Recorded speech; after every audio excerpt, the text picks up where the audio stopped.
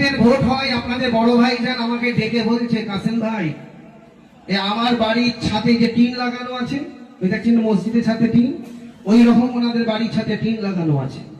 বলে আমি 2 দিন ধরে এখানে কিছু বোম রেখেছি, কিছু অস্ত্র ফস্ত্র আছে, এইগুলো আমাকে পঞ্চায়েত ভোটে ইউজ করতে হবে।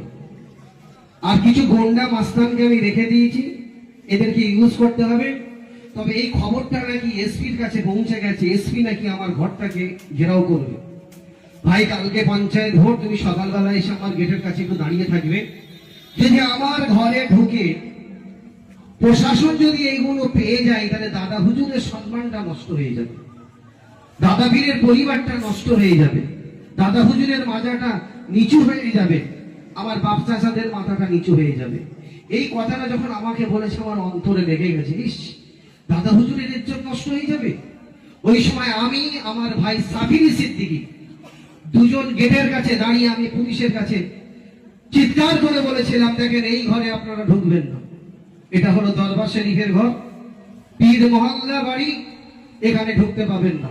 আমি অ্যাডিশনাল এসপি সবাইকে গার্ড করে আমি দাঁড়িয়েছিলাম। তবে অ্যাডিশনাল এসপি আমার মুখের দিকে চেয়ে বলছে, কাসেম ভাই আপনি একবার ওই গেট থেকে সরে যান, দুধ কি দুধ, পানি কি পানি, আমি প্রমাণ করে দেবো আজকে পীর বাড়িতে কি আছে। ভিডিওটি আপনারা মনোযোগ সহকারে দেখলেন। এখানে আমরা কয়েকটি কথা বলতে চাই। প্রথমত কথা হচ্ছে, এই কথাটা যদি আমরা বলতাম তো এতক্ষণ সোশ্যাল মিডিয়া তোলপাড় হতো।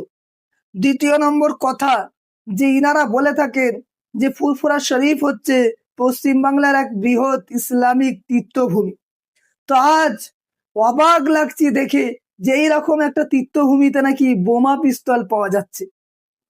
আমার তো আজ মনে হচ্ছে যে ইনারা বলেন যে আমাদের বাপ দাদারা এসেছেন বাংলার জমিনে ইসলামের প্রচার করতে, কিন্তু না, আজ এই সমস্ত কীর্তি দেখে মনে হচ্ছে যে তিনাদের বাপ দাদারা এসেছিলেন কেবলমাত্র বাংলার জমিনে জঙ্গিবাদের ট্রেনিং দেওয়াতে। দেখতে পাচ্ছেন, যদি ইসলামের ট্রেনিং দিতে, ইসলামের প্রচার করতে যদি তিনারা আসতেন, তাহলে সেখানে কখনো বোমা পাওয়া যেত না, সেখানে কখনো পিস্তল পাওয়া যেত না। আজ সেখানে বোমা পিস্তল পাওয়া যাচ্ছে, মানে এর দ্বারাতে সুস্পষ্ট যে তিনাদের বাপ দাদারা এসেছেন বাংলার জমিনে জঙ্গিবাদের ট্রেনিং দিয়াতে। হ্যাঁ বন্ধুরা, আপনারা ঠিকই শুনেছেন, কারণ গাছ যদি ভালো হয় তবেই ফল ভালো হবে, ছাত্র যদি ভালো হয় তবেই শিক্ষক ভালো হবে, সন্তান যদি ভালো হয় তবেই পিতা ভালো হবে। আজ এদের এই সমস্ত পীরজাদা এই সমস্ত সন্তানদেরকে দেখে তাদের বাপেরা যে কেমন ছিল তা আন্দাজ লাগানো যাচ্ছে। তাই বলবো যে এদের ভণ্ডামি দিনকে দিন আজ পশ্চিম বাংলার জমিনে নয় তথা ভারতবর্ষের জমিনে প্রকাশ পাচ্ছে। এরা পীরজাদা নামে যে কত ভণ্ড, এরা পীরজাদা নামে মানুষকে ধোঁকা দেয়, এরা পীরজাদা নামে মানুষকে জঙ্গিবাদের ট্রেনিং দেয়, এরা পীরজাদা নামে নাম ভাঙিয়ে এরা বাড়িতে পিস্তল রাখে, বোমা রাখে। আজ হয়তো অনেক পীরজাদা এই কথাকে এড়ানোর জন্য তেনারা উল্টো পাল্টা যুক্তি দিতে থাকবেন, কিন্তু দেখুন প্রকাশ্যে জনসমুদ্রে অর্থাৎ জনসমক্ষে অর্থাৎ হাজার হাজার মানুষের সামনে একজন পীরজাদা এই কথা বললেন। যদি না হয়ে থাকে তাহলে তিনি কি করে বলতে পারেন এই কথা? আজ বুঝতে পারছেন যে এরা পীরজাদা নয়, এরা আসলে জঙ্গিবাদের ট্রেনিং দাতা, এরা পীর সাহেব নয়, এরা আসলে হচ্ছে জঙ্গিবাদের, জঙ্গিত্ববাদীকে আশ্রয় দেওয়ার, জঙ্গিত্ববাদকে প্রচার প্রসার করার জঙ্গিবাদিত্ববাদীরা।